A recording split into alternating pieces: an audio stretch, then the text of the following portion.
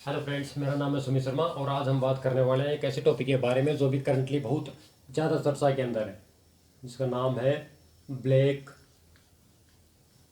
Fungus, या इसको अपन क्या बोलते हैं, म्यूकोरमाइकोसिस।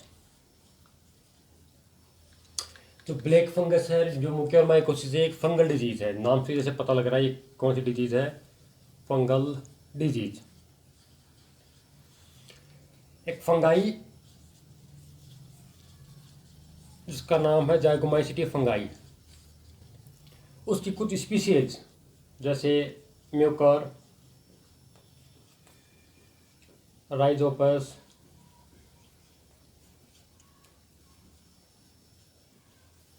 कॉनिंग मेला, ये कुछ स्पीसीज है जो क्या कर रही हैं, ब्लैक फंगस कॉज कर रही हैं। तो सबसे पहले बात करें ये होता कैसे, ब्लैक फंगस है ये हो कैसे रहा है, तो ब्लैक फंगस कैसे हो सकता है। तो पहला कॉज सोइल, ये सोइल के थ्रू हो सकता है। ओल्ड बिल्डिंग्स, जो पुरानी बिल्डिंग्स हैं वहाँ पे ब्लैक फंगस हो सकता है। उसके अलावा डैम्प वॉल्स, जब वॉल्स के पुरानी वॉल्स हैं उनके अंदर मोस्ट ज़्यादा है, वो भी एक कॉज है किसका, ब्लैक फंगस का। तो पहला क्या है, सोइल। दूसरा क्या है, ओल्ड बिल्डिंग्स। तीसरा क्या है, डैम्प वॉल्स। ये कोजिंग एजेंट हो सकते हैं जिसके थ्रू ब्लैक फंगस फैल सकता है बॉडी के अंदर। क्लियर है इतना। तीसरा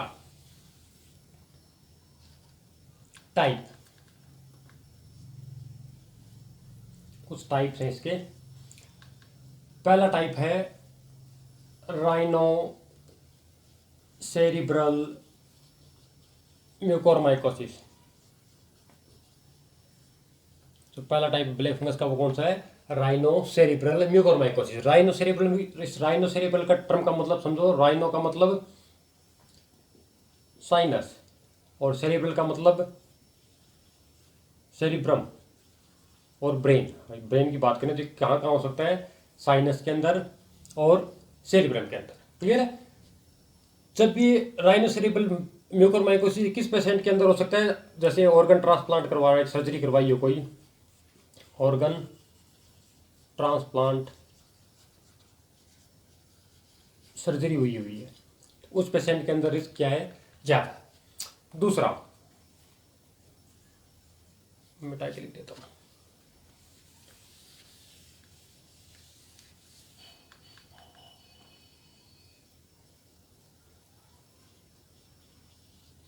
पल्मोनरी म्यूकोरमाइकोसिस।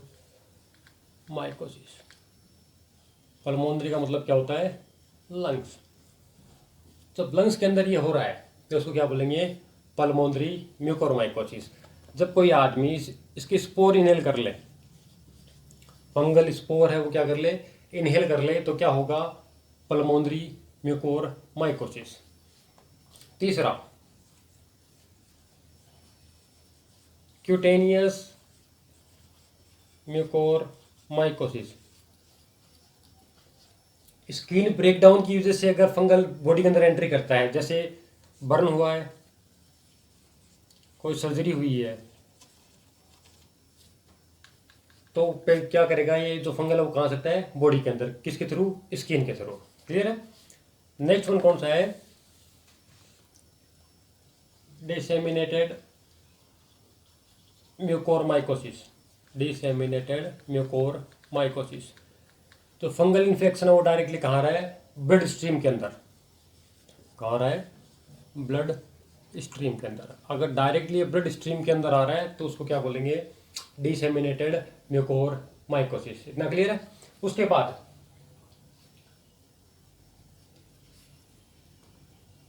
जीआईटी, या फुल फॉर्म लिखता हूँ मैं, गैस्ट्रो इंटेस्टाइनल म्यूकोरमाइकोसिस। जीआईटी के अंदर हो रहा है, अगर ये फंगल इन्फेक्शन जीआईटी में हो रहा है, जीआईटी का मतलब क्या होता है, गैस्ट्रो इंटेस्टाइनल ट्रैक्ट, उसके अंदर हो रहा है तो उसको क्या बोलेंगे, गैस्ट्रो इंटेस्टाइनल म्यूकोरमाइकोसिस। जो गैस्ट्रो इंटेस्टाइनल म्यूकोरमाइकोसिस है वो किसी गैस्ट्रिक सर्जरी की वजह से हो सकता है या इम्यून रिस्पॉन्स डाउन होने की वजह से हो सकता है। क्लियर है? तो इसको अपन ने अलग अलग तरीके से डिवाइड कर रखा है टाइप के अंदर। पहला टाइप अपन ने क्या पढ़ा? Rhino cerebral. दूसरा क्या पढ़ा?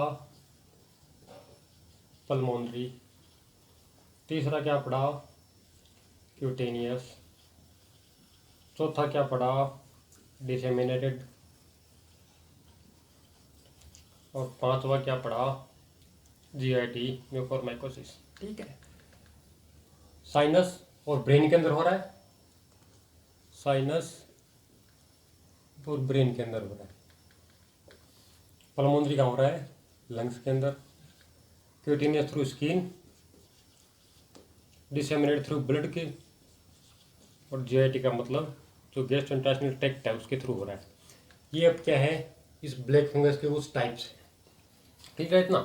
अब नेक्स्ट चीज, रिस्क फैक्टर क्या है, किन किन के अंदर हो सकता है ये फंगस। तो प्री डिस्पोजिंग फैक्टर या रिस्क फैक्टर क्या है इसके? प्री डिस्पोजिंग फैक्टर क्या है? पहला, जैसे पेशेंट एड्स का है, एड्स के पेशेंट के अंदर रिस्क हो सकती है। एड्स का पेशेंट इम्यून कॉम्प्रोमाइज है, इम्यून डाउन है पेशेंट का। दूसरा, डायबिटीज मेलाइटस। तीसरा, कोई कैंसर है, कोई ऑर्गन ट्रांसप्लांट हुआ है,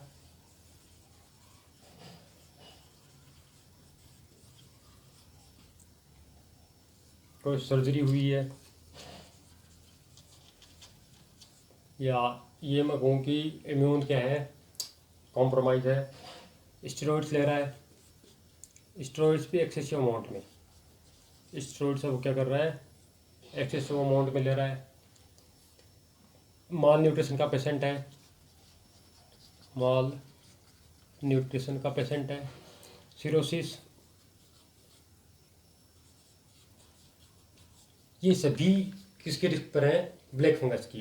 एड्स का मतलब इम्यून रिस्पॉन्स डाउन हो रहा है। डायबिटीज मेलाइटिस का मतलब हाइपरग्लाइसीमिया है, ग्लूकोज का लेवल क्या हो रहा है? ज़्यादा। स्टेरॉइड्स भी क्या कर रहे हैं? ग्लूकोज के लेवल को बढ़ा रहे हैं, ग्लूकोज के लेवल को इंक्रीज कर रहे हैं।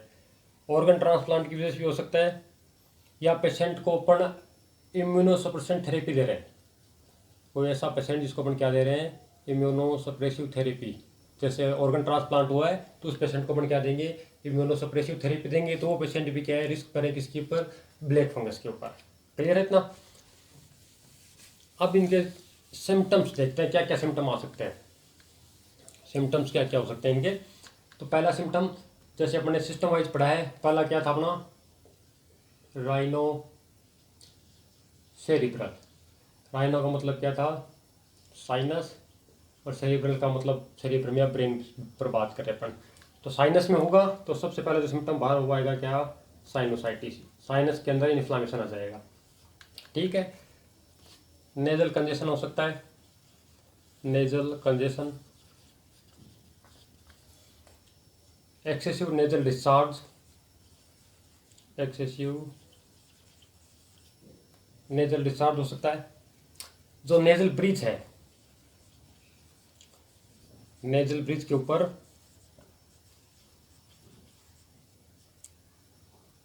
ब्लैक कलर होना। ठीक है।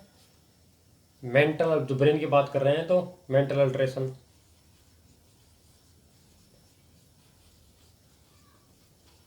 ये क्या हो सकते हैं? राइनोसेरेब्रल ब्लैक फंगस के कारण साइनस में इन्फ्लामेशन आ जाएगा, नेजल कंजेशन हो सकता है, नेजल डिस्चार्ज ज़्यादा हो जाए, नेजल ब्रिज पर ब्लैक पिगमेंटेशन हो, या मेंटल अल्ट्रेशन। क्लियर है इतना? नेक्स्ट चीज, दूसरा क्या है? पल्मोनरी। अब पल्मोनरी के अंदर क्या होगा? सिम्टम आएंगे रेस्पिरेटरी के, शॉर्टनेस ऑफ ब्रीथ, ब्रीथ की शॉर्टनेस होना, उसके बाद ब्रीदिंग डिफिकल्टी बोल सकते हैं अपन, ब्रीदिंग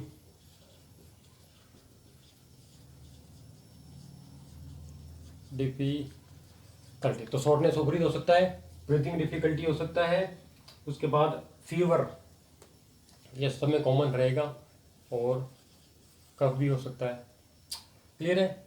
नेक्स्ट वन कौन सा है, GIT म्यूकोरमाइकोसिस। तो GIT म्यूकोरमाइकोसिस है, उसके अंदर क्या हो सकता है, नोजिया, वॉमिटिंग, GI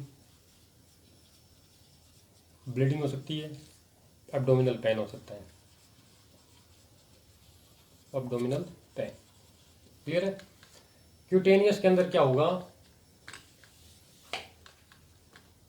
क्यूटेनियस के अंदर क्या होगा, अल्सर फॉर्मेशन स्किन के ऊपर, रेडनेस हो सकती है, वार्मथ हो सकता है, फीवर नॉर्मल है, फीवर तो कॉमन सिम्टम हो जाएगा सबके अंदर। और नेक्स्ट कौन सा है, डिसएमिनेटेड, जो ब्लड स्ट्रीम के थ्रू हो रहा है, ब्लड स्ट्रीम के थ्रू हो रहा है, और जो ब्लड स्ट्रीम के थ्रू हो रहा है वो भी सेम सिम्टम रखेगा, जैसे फीवर, रेडनेस वगैरह। इतना क्लियर है, कोई डाउट नहीं है इसके अंदर। अब बात करते हैं कोविड-19 के अंदर ज़्यादा कैसे आ रहा है। कोविड-19 या कोरोना वायरस जो हो रहा है उसके पेशेंटों के अंदर ज़्यादा आ रहा है। ये पहले भी सार्स आया था, सार्स में भी फंगल इन्फेक्शन को देखा गया था, फंगल इन्फेक्शन को देखा गया था सार्स में। तो जो मेन इश्यू वो क्या है, ये अपॉर्चुनिटी कॉस्ट है, एक अपॉर्चुनिस्टिक होस्ट है। अपॉर्चुनिस्टिक होस्ट का मतलब समझो, पेशेंट को प्रॉब्लम क्या है, कोविड-19 की। कोविड-19 की प्रॉब्लम होने का मतलब क्या है, इम्यून लेवल है वो डाउन हो रहा है। अपनी बॉडी के अंदर एक सेल है लिम्फोसाइट, लिम्फोसाइट। अब जो लिम्फोसाइट है उसमें अपने पास CD4 है, CD8 है। जो CD4 और CD8 है, इनका काउंट कम होने की वजह से, जिसको अपन क्या बोलते हैं, लिम्फोपीनिया, लिम्फोसाइट का काउंट क्या हो गया, कम। पेशेंट को क्या हो गया, लिम्फोपीनिया। लिम्फोपीनिया होने का मतलब क्या है, जो पेशेंट का जो इम्यून पावर है, जो डिजीज से लड़ने की जो पावर है, वो क्या हो गया, डाउन। और जैसे ही डिजीज से लड़ने का पावर डाउन होगा, ये है जो अपॉर्चुनिटी क्या करेगा, बॉडी के अंदर एंट्री करेगा। तो कोविड के अंदर क्या हो रहा है, पेशेंट का इम्यून डाउन हो रहा है, और इम्यून डाउन होने की वजह से ये एक अपॉर्चुनिटी के रूप में आ रहा है, जिसको अपन क्या बोल रहे हैं, ब्लैक फंगस। क्लियर है इतना। अब कोविड-19 के पेशेंट के अंदर ब्लैक फंगस है, तो अपन को पता कैसे करना है, तो कुछ साइन है जिनको अपन क्या बोलते हैं, वार्निंग साइन। कुछ साइंस हैं जिनको अपन क्या बोल रहे हैं, वार्निंग साइन। कि ये साइन देख, कोविड के पेशेंट में अगर ये साइन है तो ये क्या डिनोट कर रहा है, पेशेंट किसका हो सकता है, ब्लैक फंगस का। तो पहला साइन, फीवर, हेमोप्टाइसिस। हेमोप्टाइसिस क्या होता है, कफ के अंदर ब्लड आना। तीसरा, वन साइड फेशियल स्वेलिंग, एक साइड क्या हो रहा है, फेशियल स्वेलिंग हो रही है। ठीक है। उसके बाद फेशियल स्वेलिंग हो गया, साइनोसाइटिस, पेशेंट किसका है, साइनोसाइटिस का। शॉर्टनेस ऑफ ब्रीथ, क्या है, शॉर्टनेस ऑफ ब्रीथ। उसके बाद एक कॉमन सिम्टम ये भी है, redness of eye, redness of eye. ये क्या है, वार्निंग सिम्टम्स है किसके, कोविड पेशेंट के अंदर ब्लैक फंगस को चेक करने के लिए। क्लियर है इतना, कोई डाउट नहीं है। लेट्स देखना, पहला प्रिवेंशन करना क्या है। सबसे पहला प्रिवेंशन तो अपन कोविड में कर रहे हैं, वियर मास्क। सबसे पहला काम यही है, क्या करना है, मास्क पहनना है। मास्क कब पहनना है, ये अपन ने पढ़ा है, सॉइल के थ्रू जा रहा है, डैम्प वॉल के थ्रू जा रहा है, ओल्ड बिल्डिंग्स के थ्रू आ रहा है, ओल्ड बिल्डिंग्स, सॉइल के थ्रू जा रहा है, इसलिए अपन को क्या करना है, मास्क पहन के रखना है। डैम्प वॉल की वजह से या ओल्ड बिल्डिंग की वजह से जा रहा है, तो यहाँ पे भी अगर जा रहे हैं तो अपन को क्या पहन के जाना है, मास्क पहन के जाना है। तीसरा, कंस्ट्रक्शन साइट, कहीं पर कंस्ट्रक्शन हो रहा है, अगर अपन वहाँ जा रहे हैं तो भी अपन को क्या करना है, मास्क पहनना है। क्लियर है। तो सबसे पहला तो चाहे कोविड हो चाहे ब्लैक फंगस हो, पहला काम क्या है, मास्क पहनना है। दूसरा अपने को क्या करना है, फुल स्लीव शर्ट जो क्या करना है, फुल स्लीव का पहनना है। शूज रखने हैं, ट्राउजर पहनने हैं, हाइजीन मेंटेन रखना अपना, हाइजीन मेंटेन रखना है। ये क्या है सब प्रिवेंशन। इसको रोकना कैसे है, मास्क पहन के रखना है, फुल स्लीव शर्ट पहनने हैं, शूज पहनने हैं, ट्राउजर पहनने हैं, हाइजीन मेंटेन करना है। गार्डनिंग करते टाइम अगर गार्डनिंग करें या सोइल के कांटेक्ट में आ रहे तो भी क्या करना है, मास्क पहन के रखना है। मॉस और मैन्योर के कांटेक्ट में आ रहे हैं, खाद वगैरह के कांटेक्ट में आ रहे हैं तो भी अपन को क्या करना है, ग्लव्स पहन के रखना है, हाइजीन मेंटेन करके रखना है। तो ये तो क्या है प्रिवेंशन कि इनसे बचा कैसे जाए। तो बचने के सीधे से उपाय पहला क्या है, mask, full sleeve shirt, shoes, trouser, gloves, hygiene maintain करना है। गार्डनिंग या सोइल के कांटेक्ट में आ रहे हैं तो इतना काम रखना है। और जहाँ पे कंस्ट्रक्शन साइट चल रही है वहां पर अपने को क्या करना है, मास्क पहन के ही जाना है। ये तो क्या हो गया प्रिवेंशन, इस बीमारी से बचा कैसे जाए। क्लियर है। उसके बाद आपको पता करना कि कब पेशेंट ब्लैक फंगस का है कि नहीं है। सस्पेक्ट कब करना है, सस्पेक्ट कब करोगे, पेशेंट को टूथ एक हो, दांत में दर्द हो। अगर पेशेंट को क्या हो रहा है, टूथ एक, दांत में दर्द हो, लूजनिंग ऑफ टूथ, दांत ढीले हो रहे हो या गिरने वाले हो, क्या हो रहा है, लूजनिंग ऑफ टीथ हो रहा है। उसके बाद डिप्लोपिया,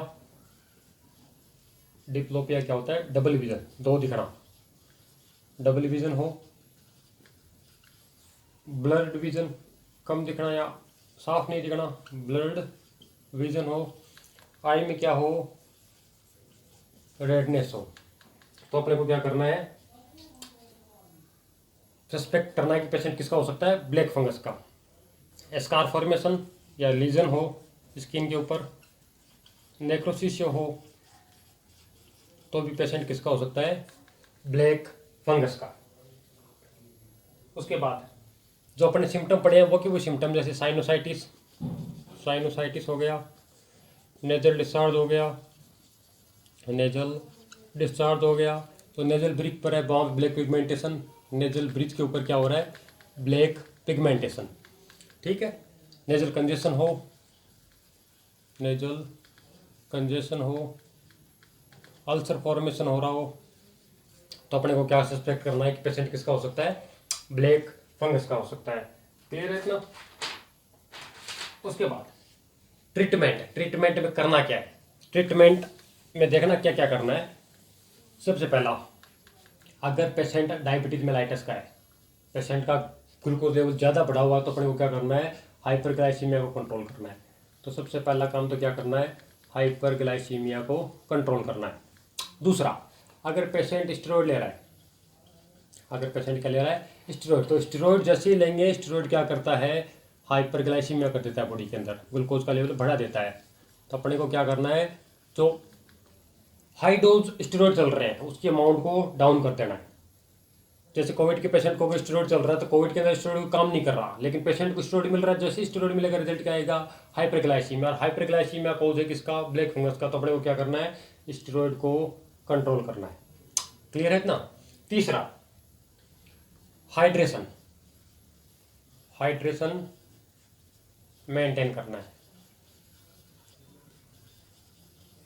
जो O2 थेरेपी के लिए ह्यूमिडिफायर यूज कर रहे हैं अपन, ऑटो थेरेपी देते ह्यूमिडिफायर यूज करते हैं तो वो क्लीन होना चाहिए, क्लीन ह्यूमिडिफायर, जो वाटर है वो भी क्या होना चाहिए, क्लीन होना चाहिए।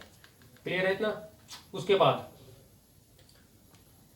चाहे डायबिटीज का पेशेंट हो, चाहे कोविड का हो या पेशेंट पोस्ट कोविड हो, जैसे कोविड के बाद कोविड ट्रीट हो गया उसके बाद भी उस पेशेंट का क्या करना है, अपने को ग्लूकोज लेवल है वो क्या करना है, मॉनिटर करना है। क्लियर है इतना, कोई डाउट नहीं है। उसके बाद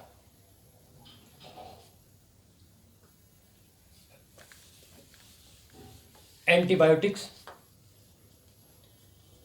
एंटीबायोटिक्स और एंटी फंगल थेरेपी यूज करनी है।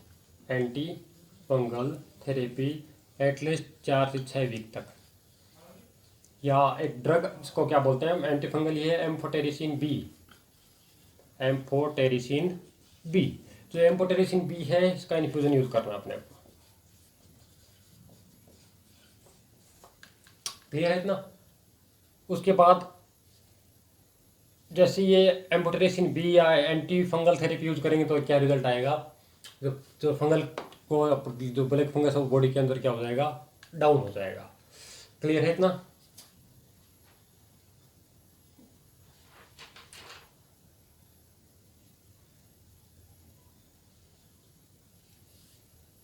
आई होप ब्लैक फंगस आपको समझ में आया होगा। अगर समझ में आया तो ज़रूर बताइएगा। धन्यवाद।